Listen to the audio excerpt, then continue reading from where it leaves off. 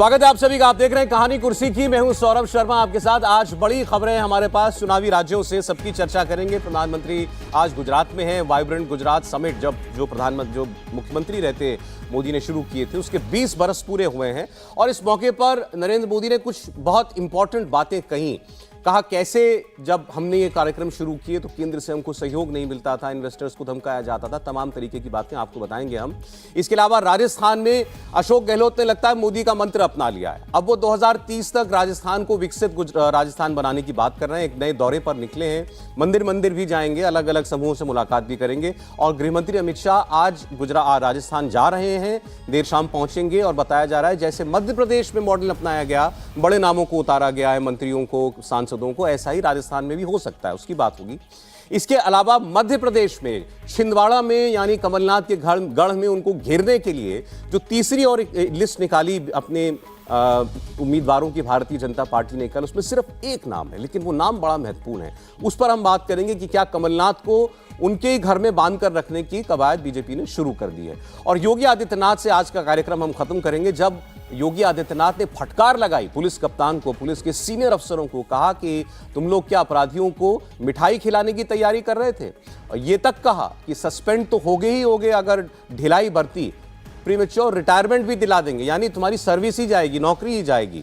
तो ये सख्त संदेश क्यों देना पड़ रहा है योगी आदित्यनाथ को, इस पर ही बात करेंगे। मेहमानों साहब को मिलवा दें। सबसे पहले हमारे साथ आज खास तौर पर कहानी कुर्सी की में जुड़ने के लिए, इस कार्यक्रम में जुड़ने के लिए जयपुर से पहुंचे हैं संजीव श्रीवास्तव। संजीव जी, बहुत स्वागत और बहुत धन्यवाद, आपने हमारे लिए समय निकाला। विजय त्रिवेदी जी हमारे साथ हैं। विजय, बहुत स्वागत आपका। समीर चौगानकर साहब हमारे साथ हैं। समीर जी, आपका बहुत स्वागत है। शुरुआत करते हैं जरा गुजरात की खबर से। प्रधानमंत्री पहुंचे थे आज, जैसा मैंने बताया, वाइब्रेंट गुजरात समिट के 20 साल पूरे हुए। प्रधानमंत्री नरेंद्र मोदी ने कहा, एक वक्त वो था जब मैंने ये कार्यक्रम शुरू किए बतौर मुख्यमंत्री, उस वक्त ऐसा माहौल बना दिया गया था गुजरात को लेकर कि यहां इंडस्ट्री नहीं लग सकती, यहां इंडस्ट्री पलायन कर जाएगी, यहां कोई इन्वेस्टर आएगा नहीं, क्यों कोई पैसा लगाएगा गुजरात जैसे राज्य के अंदर, यहां तो ये होता रहता है, वो होता रहता है। यहां तक उन्होंने कहा कि केंद्र की सरकार से सहयोग तो छोड़िए, उस वक्त केंद्र की सरकार से कोई मंत्री नहीं आने को तैयार होता था, बल्कि हम इन्वेस्टर से बात करते थे, वो हमको हामी भर देते थे कि हाँ हम आपके कार्यक्रम में आएंगे। केंद्र से इन्वेस्टर्स को, निवेशकों को धमकाया जाता था कि इस कार्यक्रम में मत चले जाना। ये सारी बातें नरेंद्र मोदी आज बता रहे हैं, यानी कांग्रेस पर अभी भी उनका हमला जारी है। वो ये जो लोग कहते हैं कि विपक्षी राज्यों के नेता कि हमको सहयोग नहीं मिलता या केंद्र में मोदी सरकार है, हमारे काम पूरे नहीं होते, तो वो बता रहे हैं कि आज के हालात की बात करते हो, उस वक्त देखो क्या हाल था जब कांग्रेस की सरकार थी। तो नरेंद्र मोदी की बातें आप जरा सुनिए, फिर उस पर हम बात करते हैं। गुजरात का आयोजन ऐसे माहौल में किया गया जब तब की केंद्र सरकार भी गुजरात के विकास को लेकर बेरुखी दिखाती थी। मैंने हमेशा ही कहा है कि गुजरात के विकास से देश का विकास, लेकिन उस समय केंद्र सरकार चलाने वाले गुजरात के विकास को भी राजनीति से जोड़कर देखते थे।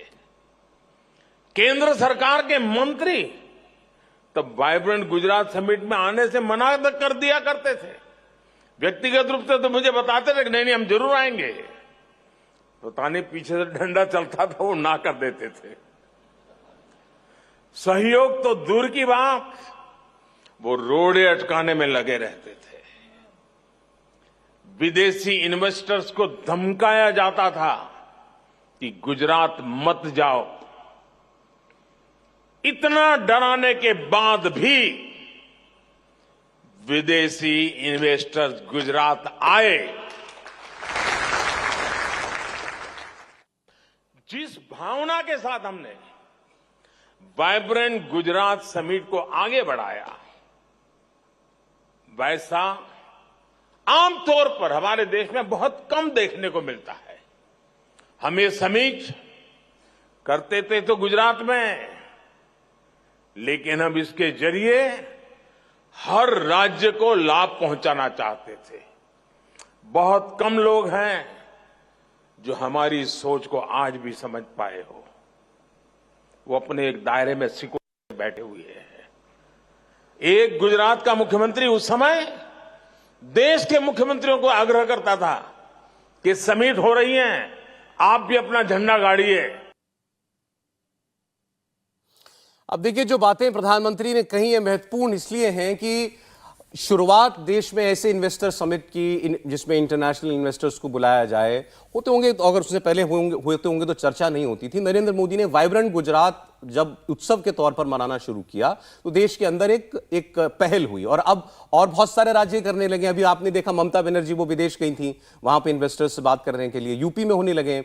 अखिलेश यादव ने किया था, वो और बात है कि उन्होंने यूपी में नहीं किया, यूपी का इन्वेस्टर समिट उन्होंने दिल्ली में किया था कि वहां कानून व्यवस्था ठीक नहीं है। फिर अब यूपी में बड़े पैमाने पर होने लगा है और सारे राज्य जो है इस तरीके के आयोजन करने लगे हैं। लेकिन वो ये बता रहे हैं कि आसान नहीं था काम, उस वक्त हम किन बंदिशों में करते थे और केंद्र सरकार का रवैया क्या था। उन्होंने आपको बताया कि मंत्री आने से हां करके फिर मना कर दिया करते थे, निवेशकों को डराया धमकाया जाता था। यह आरोप बड़ा है, मामला पुराना हो गया, लेकिन नरेंद्र मोदी आज याद दिला रहे हैं कि वो क्या दौर था। संजीव जी देखिए, on a lighter note, Narendra Modi ji कभी पुराने मामलों को छोड़ते नहीं राजनीतिक बात में, है ना। जब वो नेहरू जी से लेके आज तक की बात कर सकते हैं तो उनकी पॉलिटिक्स में उन्होंने प्रेजेंट टर्म के अचीवमेंट्स बताने के साथ साथ हमेशा विगत में उनके साथ तो ज्यादती हुई है या बीजेपी के साथ हुई है या उनके साथ व्यक्तिशः हुई है उसका उल्लेख, और कांग्रेस की आलोचना, ये उनका एक पॉलिटिकल पैकेज है। लेकिन जहां तक ये बात है, इसमें उनको ये तो श्रेय देना पड़ेगा। आपने बिल्कुल सही कहा, कई राज्यों ने किया, रिसर्जेंट राजस्थान वसुंधरा ने किया, उससे पहले अशोक गहलोत ने भी 98 से 3 के बीच में एक प्रवासी सम्मेलन किया था और उसको उस तरह, लेकिन एक कंसिस्टेंटली हर साल एक कैलेंडर की तरह से नियमबद्ध तरीके से वो मॉडल मोदी जी ने अपनाया। और उन्होंने 2002 के दंगों के बाद कहीं ना कहीं ये सोचा था कि जो एक बड़ा शायद उनका राजनीतिक सोच था कि कैसे राइट्स और ये सांप्रदायिक छवि से हटाएं और एक विकास पुरुष की छवि बनाएं और गुजरात को डेवलप करें और विकास मॉडल दें। तो उसमें लगातार वो कंसिस्टेंटली किया। इतने किस्से कहानियां उन दिनों सुनते थे कि कैसे इंडस्ट्रियलिस्ट को बाकायदा फॉलो किया जाता था, ऑफिसर उनके साथ अपॉइंट किया जाता था कि इनकी समस्याएं सुनो, उसकी निराकरण करो, और बहुत क्विक एक्शन होता था गुजरात में, तभी गुजरात डेवलप हुआ। वो कहानी याद है ना, जब बंगाल से नैनो निकली थी, लेके आए थे, वहां नहीं लगी। रतन टाटा ने बताया था कि एक फोन कॉल पर हो गया था, और मैंने जब मेरी बात हुई उसके बाद जमीन मुझे एक फोन कॉल पर मिल गई थी। फोन कॉल पहले मोदी जी की तरफ से गया था कि आप यहाँ आके लगाइए, रात दिन की रतन टाटा की तरफ से हम वहां लगाए, तो उन्होंने ऑफर किया। तो ये एक प्रोएक्टिव रोल तो उन्होंने किया ही, चाहे वो चीन जाके सबमिट करना, और सो ये तो उनको श्रेय देना पड़ेगा। बट देखिए, अगर जो उस समय की यूपीए सरकार थी उसके मिजाज थोड़े बहुत भी आज की सरकार जैसे होते तो कौन सा उद्योगपति जा पाता वहां पे। आप देखिए, अभी कहते ही रहते हैं ना राहुल गांधी वगैरह कि हमें कोई चंदा नहीं देता, किसी और ने कुछ नहीं, तो उनकी सपोर्ट नहीं था, लेकिन उनका इतना भी नहीं था, इतना विरोध जिस तरह से आज के टाइम पे आप नहीं सर, बिल्कुल नाराजगी दिखा सकते हैं। नहीं, आप बेहतर जानते हैं, आप उस दौर को ज्यादा जानते हैं मुझसे। नरेंद्र मोदी तो एक टारगेटेड शख्सियत थी, इसमें तो कोई शक नहीं है, लेकिन गुजरात नहीं था।